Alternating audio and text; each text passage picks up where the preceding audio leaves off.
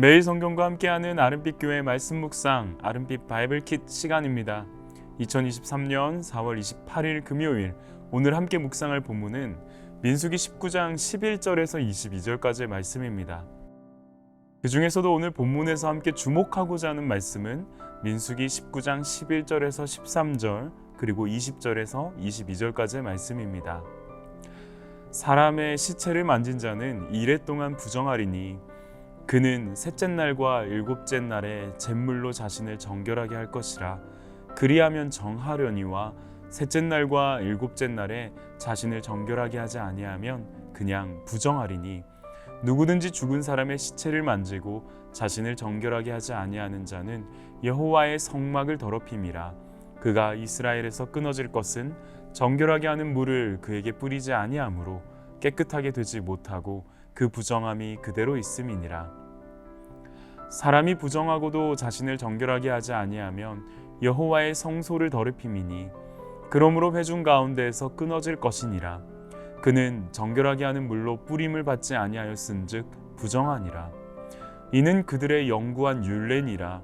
정결하게 하는 물을 뿌린 자는 자기의 옷을 빨 것이며 정결하게 하는 물을 만진 자는 저녁까지 부정할 것이며 부정한 자가 만진 것은 무엇이든지 부정할 것이며 그것을 만진 자도 저녁까지 부정하리라. 오늘 말씀은 어제 묵상한 본문에 이어 19장 후반부의 내용을 다루고 있습니다. 19장 전반부에서는 부정을 씻는 물을 만드는 과정에 대해 이야기했습니다. 오늘 함께 보는 19장 후반부는 부정을 씻는 물을 사용하는 구체적인 사례로 집중하고 있습니다. 특히 본문에서는 구체적인 사례로서 주검으로 인한 부정으로 이끌어갑니다. 고라의 반역 이후 일순간 수많은 사람들의 죽음을 마주할 수밖에 없었던 이스라엘 백성들을 향하여 주검으로 인한 부정을 다루는 방법은 가장 적시에 주어진 것이었습니다. 주검, 곧 죽음의 부정을 다루는 본문을 통하여 오늘 우리에게 하시는 말씀에 주목해 보고자 합니다. 특별히 저는 오늘 말씀을 통해 더욱 집중하고자 하는 주제가 있습니다. 그것은 바로 죽음의 부정이 갖는 영향력과 전파력입니다.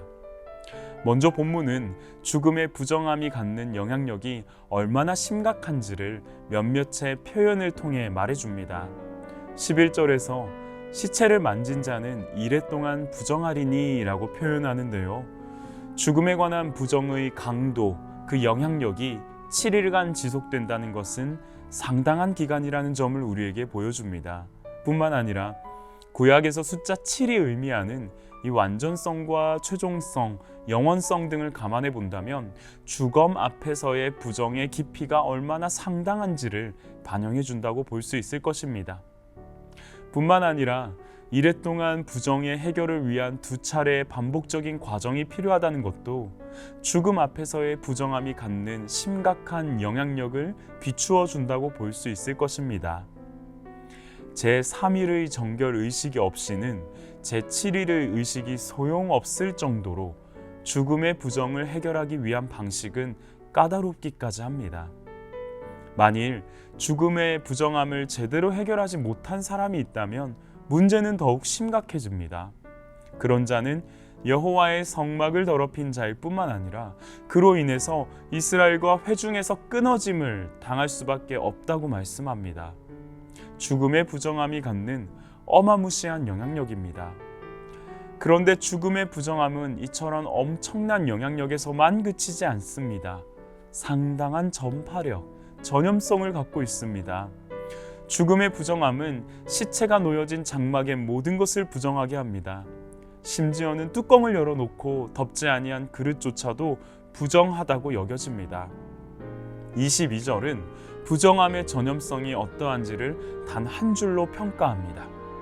부정한 자가 만진 것은 무엇이든지 부정할 것이며 그것을 만진 자도 저녁까지 부정하리라. 요즘처럼 전염성이 강한 질병으로 고통받는 시대를 보내고 있는 우리이기에 부정의 막강한 전염성을 말해주고 있는 이 본문이 보다 더 잘 이해되는 것 같습니다. 손을 대는 모든 것이 부정해진다는 사실, 그리고 그것을 만진 자 역시도 부정해진다는 사실, 이 죽음의 부정함이 갖는 전파력은 상상을 초월할 정도입니다. 여호와 하나님께서 대규모의 죽음을 마주했던 이스라엘 백성들에게 죽음의 부정함이 갖는 영향력과 전파력을 언급하시는 이유는 무엇일까요?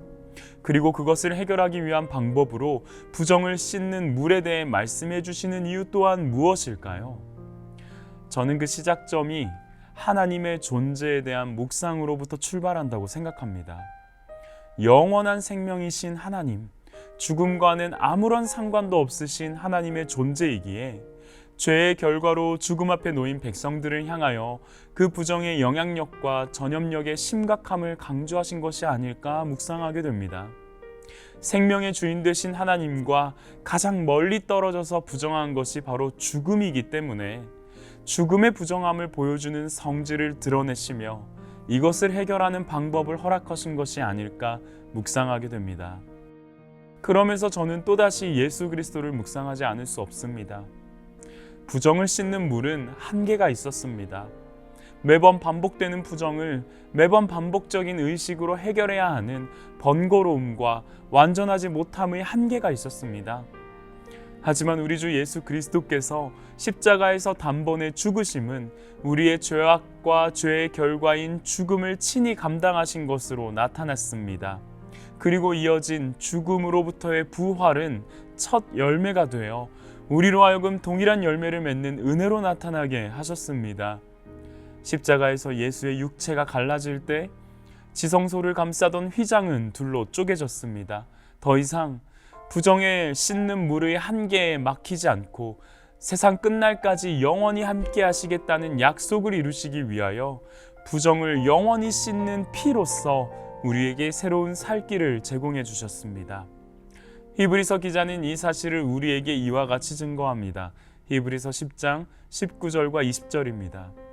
그러므로 형제들아, 우리가 예수의 피를 힘입어 성소에 들어갈 담력을 얻었나니 그 길은 우리를 위하여 휘장 가운데로 열어놓으신 새로운 살 길이요 휘장은 곧 그의 육체니라.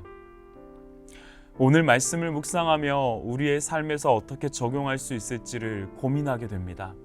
고민 끝에 도달하게 된 단 하나의 적용은 바로 염려로부터의 자유입니다.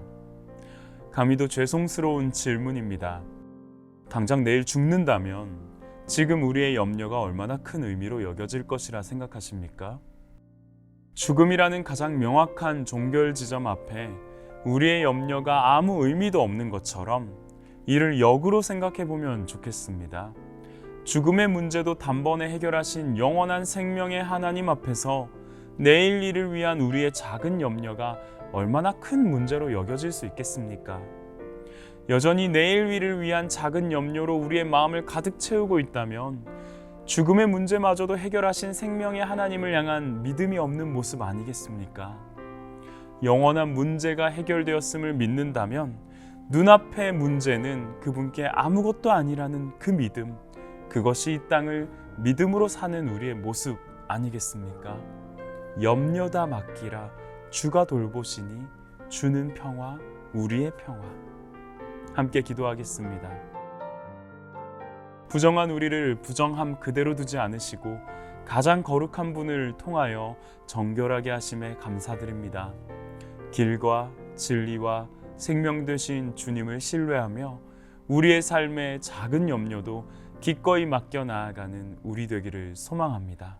감사드리며 예수 그리스도의 이름으로 기도합니다. 아멘.